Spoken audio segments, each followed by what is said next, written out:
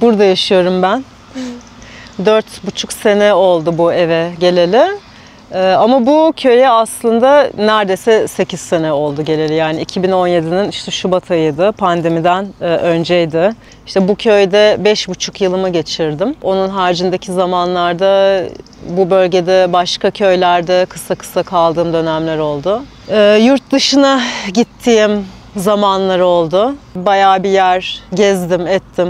Uzun zaman geçirdim farklı yerlerde. Sonra tekrardan geri döndüm. Şimdi elimde işte çevirmenlik var, dulalık var. Ne sıkıldım ne korktum. Annem vermişti. Annemin eski emektar arabası bu. İşte orada üzüm bağları var. Ve bunlar benim yapabildiklerim. Bir de hani gücümün yetmediği şeyler var. Bu arada zeytin toplama günü için özellikle çekim gününü mü seçtin? Yani beni bulmuşken, hani Murat gelmişken... Selam, yeni videoya hoş geldiniz. Yaşam hepimizin ortak paydası. Bu yaşadığımız hayatın içinde baktığımızda çevremizde çok farklı kafa yapılarına sahip birçok insan var, arkadaşımız var, yakınımız var. Her insan farklı fıtratta yaratılmış. Dolayısıyla bu bir çeşitlilik koyuyor ortaya. İnsanların verdiği aksiyonlar, tepkiler farklı olabiliyor. İşte tam da burada bu insanların yaptıkları, yaşamlarında ilerledikleri yollarla ilgili videolar yayınlanıyor. İnsanlar yaşamlarını değiştiriyor, doğada yaşıyor, köylerde yaşıyor, şehirde yaşıyor vesaire. Bu tarz yaşam hikayelerini birleştirdiğimiz ve sizlerin içinden adeta istediğini alabildiği veya öğrenebildiği hikayelerle karşınızdayım. Bu videoda onlardan bir tanesi. Yeni videomuz başlıyor. Türkiye'nin lider su arıtma markası Aura Sebilon Unique sunar. İsmim Pınar, benim ismim. 41 yaşındayım artık. İstanbul'da yaşarken ben iş olarak çevirmenlik yapıyordum. Hala da biraz yapıyorum. Azalta. Çünkü artık yani gerçekten de benim yani bedenim, zihnim uzun saatler boyunca böyle bilgisayar karşısında yani oturmaya gelmiyor. İyi hissetmiyorum yani bunun çok net farkındayım. O yüzden de azalttım. Biraz böyle hani fiyatlar da hayat şartları zorlaşınca bir geçim derdi ortaya çıktı hakikaten. Ama işte hikaye böyle aktı. Hani ben işte iç sesimi dinledim, onu denedim, işte o yola girdim, bunu izledim, buna baktım falan derken şimdi elimde işte çevirmenlik var, dulalık var, masaj terapistliği var ve yaptığım doğal merhemler var.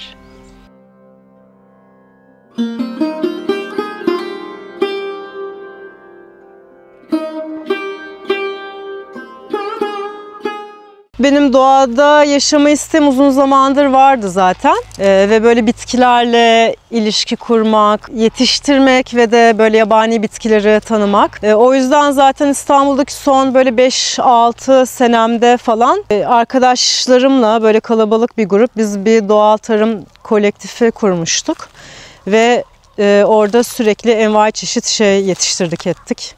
Bir sürü tohum topladık. Orada bayağı bir doğal tarım yöntemleri üzerine epey bir şeyler ben deneyim edindim.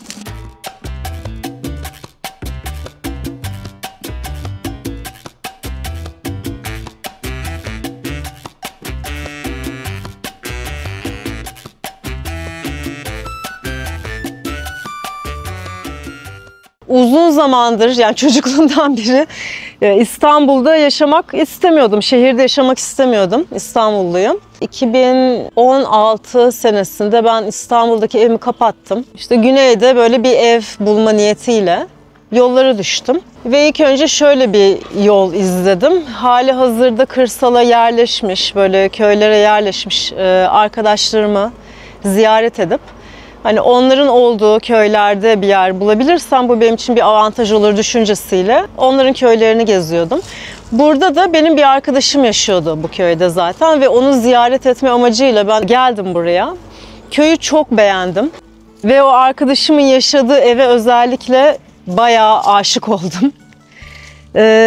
Ve ona dedim ki yani böyle bir evde yaşamayı çok isterim hakikaten. Bu tarz bir yer hani bulursan, görürsen lütfen bana haber et. O da dedi ki yani ben de yıllardır kırsalda yaşayan bir insan olarak hani bu kadar güzelini hiç görmemiştim daha önce. Hani büyük bir şans ama hani kim bilir falan. Neyse aradan bayağı bir aylar geçti. Beni aradı ve yaşadığı evden çıkma kararı aldığını söyledi. Ve dedi ki Pınar istiyorsan sana bu evi eşyalarla falan devredebilirim ama dedi hemen gel. Olur dedim. Ben de o sırada böyle şeydim. Fransa'da bir çiftlikte kışın işte böyle meyve hasadı, ağaç budama falan öyle işlerle uğraşıyordum. Gerisin geri döndüm Türkiye'ye aniden ve böyle işte 2 çanta özel eşyamı aldım ve kalktım geldim.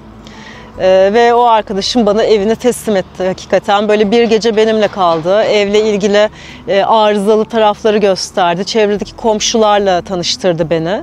Böyle hem çevremi de yaptı, ayarladı. İşte yağını kimden alıyor, yumurtasını kimden alıyor, sütünü kimden alıyor onları falan gösterdi, öğretti. Ve bana devretti gitti.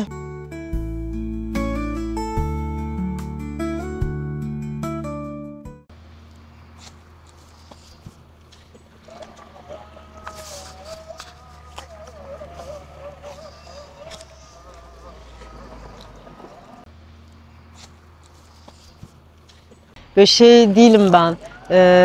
Tamamen evet şehir kafasında yaşarken birdenbire buraya geldim ve yepyeni bir şey keşfettim gibi de olmadı benim için. Ben zaten hani İstanbul'daki son 5-6 yılımı böyle bayağı sürekli işte tohum toplayıp, tohum paylaşarak, işte kompost yaparak, bir şeyler yetiştirerek, dağ tepe gezerek falan hani zaten hani öyle geçirdim bayağı. Yani doğayla kurduğun bağ buraya geldikten sonra değişmedi. Zaten içinde var olan bir şey. Değişmedi diyemem. Tabii ki de bir sürü yeni şey oldu. Mesela evin içinde ateş yakmaya başladım burada. Yani İstanbul'da yaşarken öyle evin içinde ateş yakmak diye bir şey yoktu. Mesela o en çok dikkatimi çeken şeylerden birisi olmuştu benim. Yani hiç deneyimledin mi bilmiyorum, evin içinde ateş yakma imkanın oldu mu, o ateşi izlemek? Sence? Uzun. Bilmem. Benim evimde yoksa bile. Yoksa bile bahçede falan yapmışsındır. Beni o köylerde o kadar güzel ağırlıyorlar ki, o kadar güzel köy evlerine giriyorum ki. Seni çok iyi anlıyorum.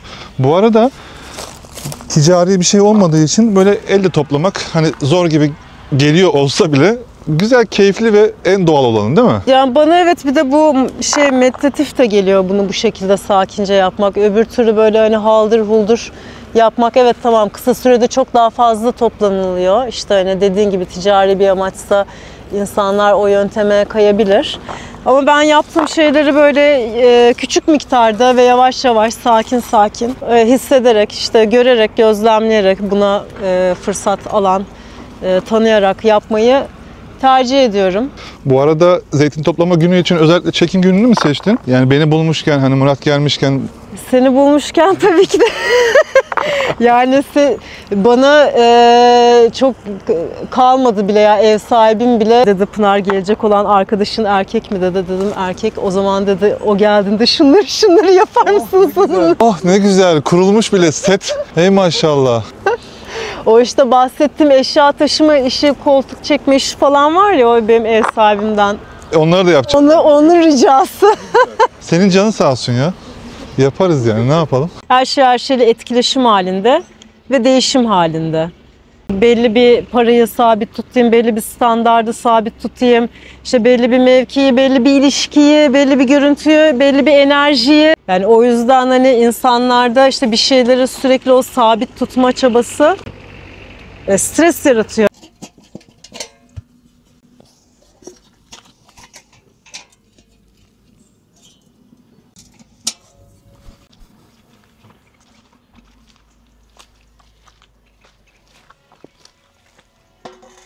Köyün WhatsApp grubu var mı?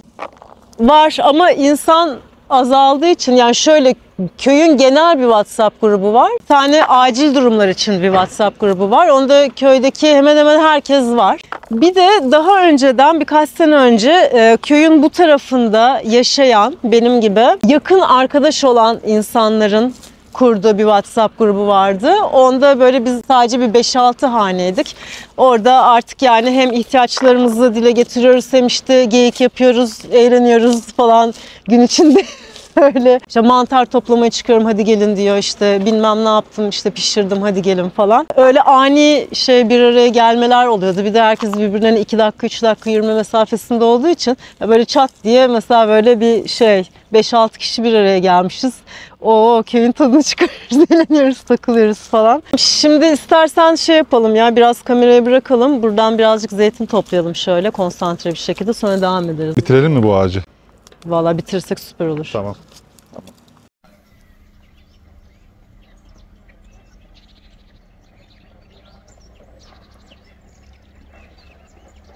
Bir şey söyleyeyim mi? Ben yazı çok seviyorum biliyor musun? Yani kışın da tabii ki ayrı nimetleri var. O ayrı bir şey ama Ben de sonbahar ve ilkbaharı daha çok seviyorum. Özellikle burada sonbahar, ilkbahar, kış en çok sevdiğim mevsimler. favorin onlar mı? Evet, favorim onlar. Yazın çünkü çok sıcak oluyor zaten, gün içinde bir şey yapamıyorum. Yani işte şuradaki odunları, mesela burada çok ciddi bir yığın vardı içeride, şimdi görürsün.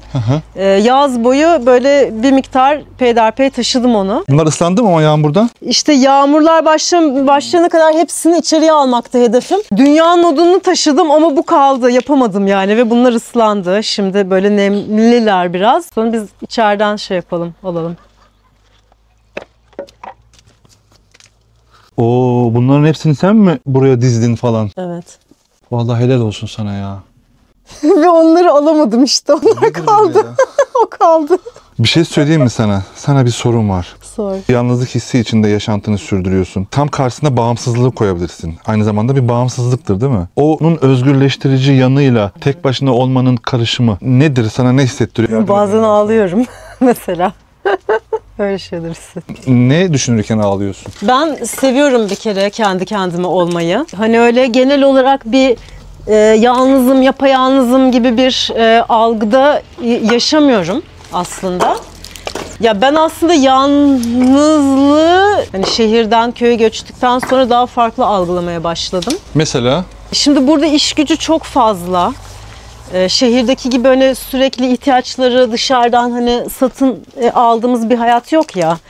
Yapmam gerekiyor bak, ısınmak için yani. Mesela şehirde ne yapıyorsun? Bir tane düğmeye basıyorsun değil mi? Aç kapı yapıyorsun. Evet. Burada yani ben her gün işte o kovayı indiriyorum, boşaltıyorum, bu odunları işte böyle alıyorum, taşıyorum falan. Bu işlerden bir tanesi ve bunun gibi dünyanın şeyi var.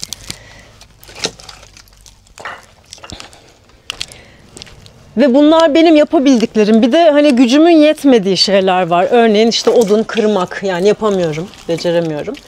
Ya da işte başka şeyler derken yani ben hani aslında böyle bir hayatın içerisinde o kadın ve erkeğin birlikteliğinin hani bütünleyici tarafını daha çok görmeye, fark etmeye başladım. Ve hani bu anlamda daha çok buna ihtiyaç duymaya başladım, anlatabiliyor muyum? Yani sadece böyle hani romantik bir bakış açısından ziyade, yani o da var tabii ki de, hani birisiyle böyle kalpten kalbe bir şey paylaşmak, hani o sıcak ilişkiyi kurmak çok güzel, hani kıymetli, ihtiyaç duyarız, isteriz haliyle. Ama bir yandan da ya hayatın içerisinde var olabilmek için gerçekten o hani kadın ve erkeğin enerjisinin bir aradalığı bir bütünlük yaratıyor. Bir şey söyleyeyim mi? Tabii ki taşırız, akşama kadar taşırız da. Şimdi orası hem senin böyle gidiş alanını etkiliyor gibi, hem de onlar sana şu anda yeter gibi. Ne kadar yeter? Evet, bir hafta yeter mi? Yo, yukarıda da var zaten bir miktar, tamam. bu yeter. Yeter. Aynen. Böyle çıkartırız çünkü Tamam. bunlar da zaten şey olacak. Bir sonrakine havalar ısınıyor. Belki bunları çıkartırsın. Bunlar zaten şey olur, nemi gider yani. Evet, şey değil, öyle acil bir şey yok. Tamam, odun işini de hallettik. Aynen.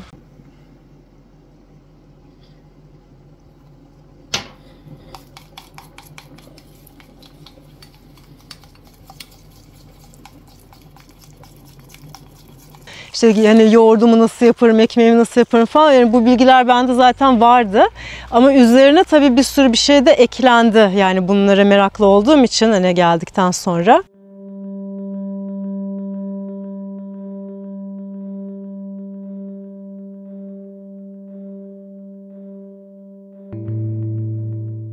Ruhumu da tatmin etmek için, yani bana hitap eden, gerçekten varoluşumla birleştirebileceğim, böyle bütünleştirebileceğim bir iş arıyordum. Ne olduğunu da bulamıyordum. Yani bir şekilde kadın bedenini içeren bir şey yapmak istediğimi farkındaydım ama hani bunun ne olacağını görmem, yakalamam 3 senemi aldı. Ya artık hani bunun ne olabileceğini bulamamak bir süre sonra bende bir sıkışıklık bile yarattı yani. Hani içimde böyle bir enerji, bir istek, bir yönelim var ama yani tam şeyini bulamıyorum. Ama daha sonradan işte böyle o akışın, deneyimlerin içerisinde bir gün ben bunun ne olduğunu öğrendim. Bu dulalık oldu benim için. Dulalık da çok aslında fazla bilinen bir meslek değil. Hamile kadınlarla çalışıyorum ben. Onların ve işte bebeğin babası. Hamilelik boyunca hani doğuma hazırlanmaları açısından işte psikolojik olarak, fiziksel olarak ve de ihtiyaç duydukları bilgilere sağlıklı şekilde erişebilmeleri açısından onları destekliyorum. Doğumlarına katılıyorum doktor ve ebeyle birlikte. Aralıksız bir biçimde baştan sona doğumda yanlarında oluyorum ve doğumdan sonrasında da ilk 40 günlük lohusalık sürecinde onlara yine ihtiyaç duydukları şekilde destek sunmaya devam edebiliyorum. İşte bu yaptığım işe, yani bana doula deniyor bunu yaptığım için.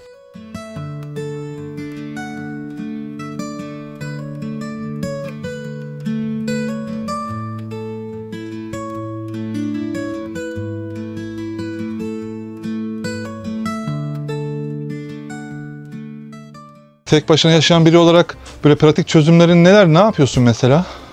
Var canım tabii ki de, yani pratik çözümsüz zaten yaşamak bayağı zor olur burada. İnsanın pratik zekası gelişiyor burada ister istemez. Çünkü dediğim gibi yani öyle her imkan elinin altında değil Hababam. Şunu yukarıya taşımam gerekiyordu benim, bunu birlikte yapsak olur mu? Bu mu? Evet. Sen bunu o yüzden mi aldın orada? Evet. Öyle kafam. Ben sana soru soruyorum. Mesela bak eve birisi geldi, pratik iş işte, anladın mı? Böyle çözüyorum. Ya bu sorunun cevabı bu değil ya. Çıkarmam gerekiyor ve sohbet arasında böyle bir anda soru veriyorum sana. Vallahi alemsin ya.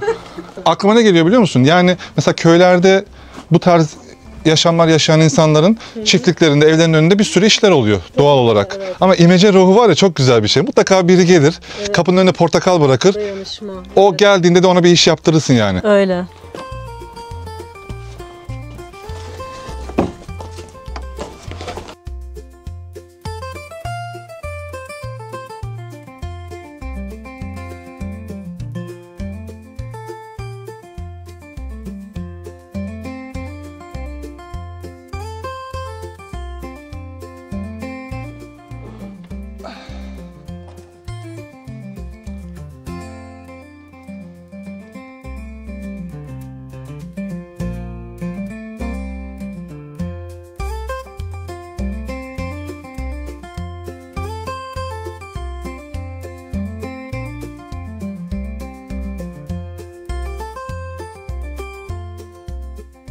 Ben şimdi tabii hani ekmeği dikmeyi çok seven bir insanım, bir de gelmişim, burada koskocaman bir bahçe var. Hani çok heyecanlandım. Ev sahibimle de ilk geldiğimde konuştum, hani ben buraya bostan yapabilir miyim? İstediğim gibi dedim.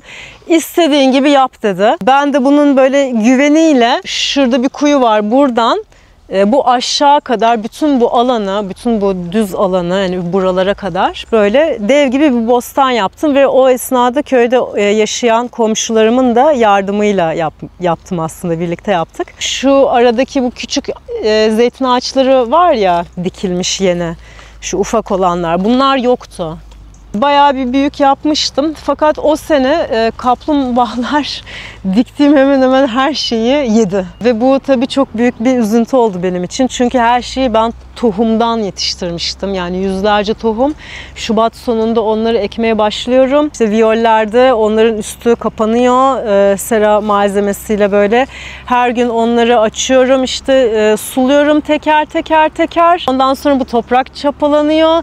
Sonra o tohumdan fideleşmiş bitkileri teker teker dik. Onların hepsinin can suyunu ver ve her gün ondan sonra onları yine elimle sulaya büyütmüştüm. İşte şu şeyler kadar, bunlar kara lahana. İşte bunların boyuna falan geldiğinde fideler, kaplumbağalar gelip hepsini teker teker böyle kırıp onları yediler. Ben de bayağı üzüldüm ve ondan sonra bir daha o kadar büyük bir bostan buraya yapmamaya karar verdim. Çünkü bu arazinin etrafı açık ve her türlü hayvan giriyor. Yani buraya domuz da giriyor, porsuk da giriyor. Porsuk da mesela diktiğim işte kavun, karpuz fidelerini böyle kökünden alıp getiriyordu. Öyle bir şey. Onlar için yetiştirmiş oldum. O yüzden şimdi ne yapıyorum? Yazın sadece tütüngillerden domates, biber, patlıcan dikiyorum. Onların yapraklarını çünkü yiyemiyorlar. Fidelerine zarar veremiyorlar. Onları yazın işte şurada yapıyorum. Ve daha çok aynı sefa çiçeği yetiştiriyorum. Bunları da merhemlerimde kullanıyorum. Kışın da işte orada kara lahana dikiyorum. O kara lahanayı çok seviyorum. İşte biraz bakla, 2 tane kocaman çok güzel kabak hasat ettim. Bunlar yeterince rengi dönmedi, yeşil kaldılar. O yüzden bunları koparmadım ama şimdi yağmurlar da geliyor. Burada çürüyebilirler. Ne yapacağım bilmiyorum. Hani koparacağım ve bu haliyle yenir mi? Çok emin değilim.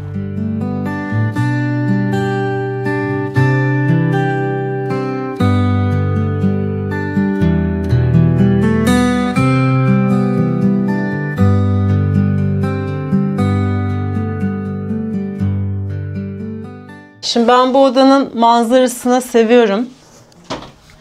İşte orada üzüm bağları var. O karşıdaki tepe. Buranın manzarasını özellikle bu mevsimlerde çok seviyorum. Çünkü yağmurlu havalarda mesela buraya bayağı böyle bir sis kaplıyor o dağları. O sis böyle yavaş yavaş açılıyor. O dağlar, tepeler yavaş yavaş tekrar görünür oluyor. Muhteşem bir manzara yani. Ve ben böyle masa başı işlerimi de hani burada yapıyorum. İşte arada sırada böyle kafamı kaldırıp o manzaraya bakıyorum. Tekrar böyle devam ediyorum falan. Çok iyi geliyor yani çevirilerimi burada yapmak, hani alacağım notları burada almak, bazen böyle resimli bazı işlerim oluyor falan onları burada yapmak bana çok iyi hissettiriyor. O yüzden bu oda benim için böyle okuma, çalışma odası gibi. Ve aynı zamanda misafirim geldiği zaman burada yatıyor, onu burada ağırlıyorum. Evdeki eşyalar yani bazen işte hani insanlar beğeniyor, aa ne kadar güzel bu falan. Bu aslında bildiğimiz paletler var ya, paletleri böyle bir köyden bir arkadaşım işte böyle kesti, pürmüzledi. Ondan sonra da geldi buraya böyle matkapla vidaladı. Ve kendi fikriydi yani benim kitaplarım böyle yerde duruyordu. Pınar sana böyle bir şey yapayım dedi. Aa dedim gel yap ne kadar güzel olur. Bunu yaptı. Bak bunu da o yaptı mesela. Bu da yine paletten yapılmış bir sandık oldu yani. Ne kadar basit. Ama bence çok güzel de görünüyor yani hem dekoratif böyle ahşap bir kere her şeyden önce. Yani senin koyduğun videolarda da görüyorum hani böyle bir şey eleştirme derdinde değilim ya da bir şey güzelleme derdinde değilim ben de gerçekten. Ben sadece hani böyle yaşıyorum. Böyle elimin altındaki olanaklarla bir şeyleri çözmeyi seviyorum. Bir hikayesi oluyor. Hani yapılan, yaratılan şeylerin, eve koyduğum objelerin. Hani tarz olur olmaz, konforlu olur olmaz ama onun bir hikayesinin olması beni yeterince zaten tatmin ediyor. Yani o bağı hissediyorum ve mutlu oluyorum. Bunu tercih ediyorum. Bak mesela şu dikiş makinesi anneannemin annesinin makinesi. Şurada bir kazan var. Bu da yanlış hatırlamıyorsam babaannemden. Saf bir oda. Perdeler bu arada. Perdeler de vefat eden büyük halamdan. Şurada güzel bir şey görüyorum. O da herhalde bir el yapımı veya birinin hediyesi gibi. Bu işte o öbür odada o kitaplığı yapan arkadaşın yaptığı şey. Harika. Bu kitabı ben bu köye yerleştiğim ilk yıl çevirdim. Çok gerçekten bugüne dek çevirdiğim kitaplar içerisinde hani en çok keyif aldıklarımdan biri oldu. İşte basıldı birkaç sene, 3-4 sene falan oldu yani basılalı. İlk açtığım yer burası çıktı. Ne çıktı? Bilmiyorum. Her şeyde bir anlam yüklemek gerekiyor ama genelde Hohlander evliliğe büyük değer atfederdi. Hani az önce sen konuşmuştun ya 2 tane ruhun enerjisinin yüksekliğinden falan bilemiyorum yani rastgele açtım. Mesela kadın işlevi veya tembelse, tembelse ya da sepetlerini doğru biçimde muhafaza etmiyorsa veya erkek hovardaysa, yuvasını geçindirmeye özen göstermiyorsa ya da aşırı derecede şans oyunlara düşkünüyse aile üyeleri hatalı olan kişiyi kuşatma altına alarak daha erdemli davranmaya zorlardı. Nasıl odak noktaları aynı olunca konuştuğumuz konularla ilgili bir şey çıkıyor yani. Evet, gerçekten ilginç. Yani bu kitap böyle vakti zamanında işte Amerika kıtasında orada Ohlone adı verilen yerlilerin nasıl yaşadığını anlatıyor. Ve beni çok çok etkiledi bu kitap. Doğayla ilişki kurmak adına bence çok perspektif sunan ve bizim içinde doğup büyüdüğümüz kültürden çok daha böyle farklı bir algı dünyası sunan bir kitap. Valla ben dışarıdan ekmek almıyorum bayağı zamandır. Ne kadar zaman oldu bilmiyorum. Yani İstanbul'dayken bile başlamıştım da atalık buğday alıp, un alıp onlarla böyle ekmek yapmaya. Ve onu burada da sürdürüyorum işte ben kara kılçık şey alıyorum. Bu ekmek mi? Bu ekmek için hazırladığım ön hamur. Bunu daha sabah yaptım. Bu şimdi kabaracak, tamam mı? Bayağı bir kabaracak, böyle köpük köpük bir şey olacak. Sonra buna ben tekrardan un ve su ekleyeceğim. Ve ondan sonra yoğuracağım onu ve bekleteceğim ve pişireceğim. İçinde ne var karışım? Bunda şu anda sadece kara kılçık unu, su ve de yine kendi yaptığım ekşi mayadan var. Sana ne kadar yetiyor bu? Bununla ben yarım kilo un kullanıyorum. Bana en az bir hafta yetiyor. Bir hafta 10 gün rahat yetiyor. Aslında İstanbul'da yaşarken mesela bayağı alerji sorunlarım vardı benim. Onlar buraya gelince mesela geçti. Veya İstanbul'da yaşarken ben daha çok üşüyen bir insandım. Burada mesela daha hani diri oldum, daha az üşüyorum. Ya şurası çok güzel duruyor ya. Bu arada akşam rutinin ne? Ne yapıyorsun mesela? Şurada oturuyor musun? Yani gerçekten direkt burada oturuyorum. Niye? Şimdi burada ışık yanıyor ya. Ben de kitap okumayı seven bir insanım. O yüzden özellikle bu ışığın altına ben bir koltuk koydum ki burada bu ışığı yakayım. İşte bazen de bunu yakıyorum ve genelde işte buraya böyle oturuyorum, uzanıyorum. Aç şurayı ya. Şöyle bir kitap alıyorum. En sevdiğim anlar gün sonu akşam anları. İşler bitmiş falan. Böyle sakin. Dışarıda tabii hiç çıt çıkmıyor. Yani artık araba geçmiyor. Herhangi bir hiç ses yok gerçekten kışın. Sessizliği dinliyor musun böyle? Evet, çok severim. Orada Zen Şiiri adlı bir kitap gördüm. Ha, bak bu kitabı çeviren arkadaşım. Aynı zamanda bahsettim yani ben bu köye ilk geldiğimde bir arkadaşımı ziyarete geldim, evini çok beğendim, sonra bana evini devretti diye. Evet. O arkadaşım, bunu çeviren arkadaşım. ne bu? Bunu da o arkadaşım yapıyor. O işte yıllarca çeviri yaptı ve daha sonra da böyle doğal malzemelerle bu kağıtları kendisi yapıyor. Bu arada şu ne ya? Bu bildiğimiz bizim çarık mı ya? Evet, çarık. Vay vay vay. Evet, gerçek orijinal çarık bu. Uğruna atasözleri yazılan, anlamlar yüklenen, çok derin derin. Benim evde var böyle değişik, enteresan şeyler aslında. Yani bu mesela babamın bulup getirdiği bir şey. O eskiden böyle Anadolu'nun işte köylerini gezip böyle enteresan şeyler toplamayı seviyordu.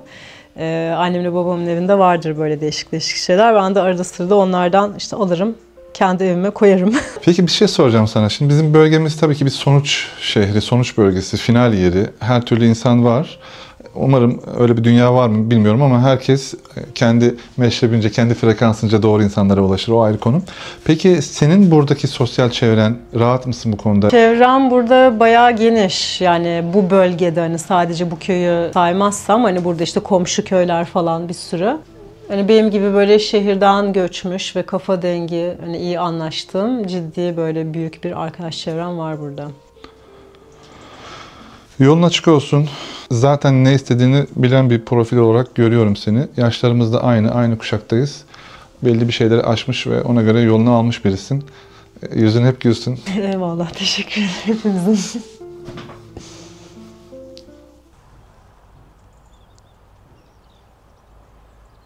Portakal ve greyfurt suyu yaptım. Al bunu iç. Teşekkürler. İkisi karışık mı? İkisi karışık, evet. Ben ikisini karıştırmayı çok seviyorum. Tamam. Bak burada da mesela bu kabukları ayırdım buraya. Çünkü ben bunların kabuklarıyla içlerini böyle temizliyorum, şu iç kısmını. Sadece şu dış kabuğunu alıp bunlarla böyle bir enzim yapıyorum, tamam mı? Böyle çok basit bir fermentasyon aslında. Ne çıkıyor ortaya? Temizlik malzemesi çıkıyor ortaya. Hadi canım. Bak mesela burada var. Suya basıyorum. İçine biraz şeker ve biraz ekmekte kullandığım ekşi mayadan koyuyorum ve bekletiyorum. Bir süre sonra bu kabuklar önce yüzeyde kalıyor. Sonra böyle dibe çöküyor. Ondan sonra süzüyorum. Ve sonra bunu mesela yer sileceğim zaman işte kovaya su doldururuz ya. İşte ne yapar insanlar? O suyun içine bir işte temizlik malzemesi bir şey atar. Ben bundan atıyorum. Çok etkili oluyor mu onun kadar?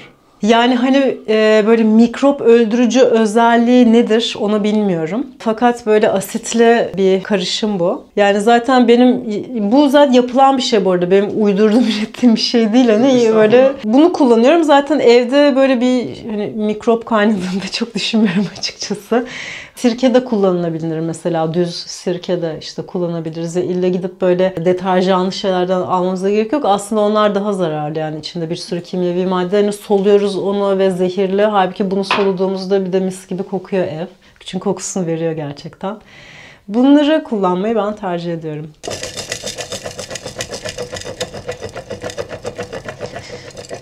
Ya zaten hani şey çok güzel hani burada yaşarken.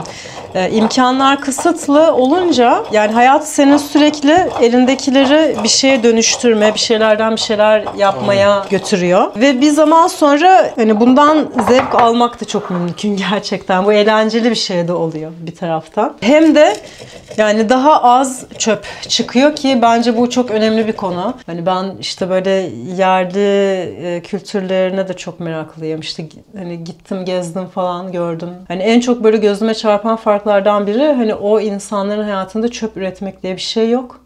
Bizde de inanılmaz bir çöp üretimi.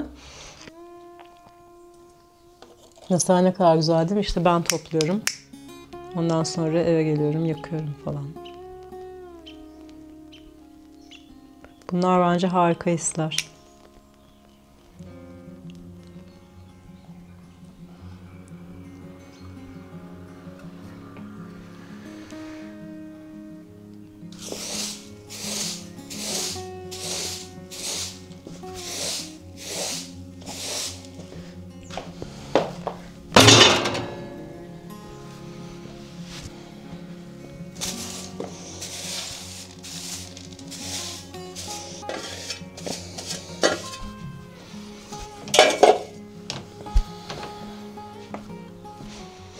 Onlar çünkü çok yaşlandı artık yapamıyor kendileri. Normalde işte onlar ayrı topluyordu, ben ayrı topluyordum. İzin veriyorlardı toplamama. Ben şimdi böyle toplayıp onlara veriyorum. Onlar yapamıyor. Onlar da işte öyle biraz yaptıkları yağdan bana işte veriyorlar falan gibi bir şeyler yani. Sen her yemeğinde kullanıyor musun zeytinyağını? Kullanıyorum. Hı hı. O zaman sana bir yılda 5 litre yetiyor mu? Hayır canım, yetmiyor. Ben yani yemeğe de kullanıyorum, işte krem yapıyorum, merhem yapıyorum o yağlardan. İşte bu aynı sefaları yetiştiriyorum, onları basıyorum zeytinyağına falan. Zeytinyağını çok kullanıyorum. Yani bana yılda 10 litreden daha fazla gidiyor yani bir 15 litre falan kullanıyorum ben. Ya biz burada Fethiye bölgesinde aslında bayağı kalabalık bir arkadaş grubuyuz ve çok sık bir araya geliyoruz yani gerçekten çok sık bir araya geliyoruz. Yani o kadar sık buluşuyoruz ki bazen yani ben hani ya şu buluşmaya da artık gitmeyeyim de ya bir günümü de evde kendi kendime geçireyim falan dediğim oluyor yani o kadar. Ne sıkıldım ne korktum bugüne kadar yani hiç öyle bir şey olmadı, mümkün değil. Araban da var. Evet, arabam da var. Bu arabayı ben köye yerleştiğimde annem vermişti. Annemin eski emektar arabası bu. İkon bir araba bu arada değil mi? Hani böyle hikayesi olabilecek bir araba. Hani küçük, evet. Sana yeter. Bana kesinlikle yetiyor. Evet, her şeyime yetiyor. Çok seviyorum. Rengini falan da çok seviyorum. Kliması yok. O yazın biraz sıkıntı oluyor ama kendisi yani büyüklüğü, gücü, kuvveti çok bana göre. Çok güzel bir hava var ya. Evet. Vallahi. Şanssız gerçekten. Evet. Bu videoda bir şey başlatıyoruz. Evet. Evet. Çünkü bizim için çok önemli bir an. Evet, evet. Evet, ilk defa bu videoda başlattığımız bir seriyle sizi tanıştırıyorum. Onun haberini veriyorum. Bu kadar kişilere gidiyoruz, insanların hayatlarına giriyoruz. Herkesle tanışıyoruz ve sizlerle tanıştırıyoruz ya. Dedik ki ekip olarak arkadaşlarımızla ya bir şey yapalım. Onun arkasından bir şeyler daha getiririz ama şu an yaptığımız şey şu. Hikayesini çektiğimiz her insan bilmediği, bir sonra kime gideceğimi benim de bilmediğim o kişiye bir hediye göndersin dedik ve bu videoyla bunu başlatıyoruz. Size denk geldi. Ne güzel. İşte az önce topladığımız o zeytinler var ya, o zeytinlerden elde edilen zeytinyağı ve benim burada işte tohumdan kendi ellerimle yetiştirdiğim aynı sefa çiçeklerini birleştirip yaptığım aynı sefa merhemini böyle... Kime gönderiyorsun? Bilmiyorum. Çok güzel. Ya böyle güzel bir birbirine çok bağlı ama habersiz bir bağ ve ağ oluşturmak istiyorum. Bakalım güzel olur, heyecanlı olur. Vallahi yani çok güzel. 100 video sonra kim bilir ne olur. Evet, değil mi? Gerçekten bir hediye çemberi. Evet ama bu durumda sen eksik kalıyorsun. Senin hediyen nerede? Ben başlatan evet. Kimse bana vermeyecek. Tamam. Ne olacak? Peki benim sana ailetten bir hediyem olacak. Tamam, bu seride böyle başlatmış oluyoruz. İstersen çok güzel de hazırlık yapmış. Onu da gösterelim yakından. Şöyle. Evet. Böyle. Evet, kim bilir kime gidecek. Bu seride böyle başlıyor. Yani şunu anladım. Ya bazen böyle bir şey çok sevebiliriz hakikaten ve ona böyle çok emek de verebiliriz. Ama yine de yani vakti geldiğinde onu bile bırakabilmek gerekiyor. Çünkü miadını doldurmuş mevzuları böyle hayatımızda tutmaya devam ettiğimizde o gün geliyor bizi böyle yiyip bitirmeye başlıyor hakikaten. Yani o yüzden zamanı geldiğinde bırakabilmek.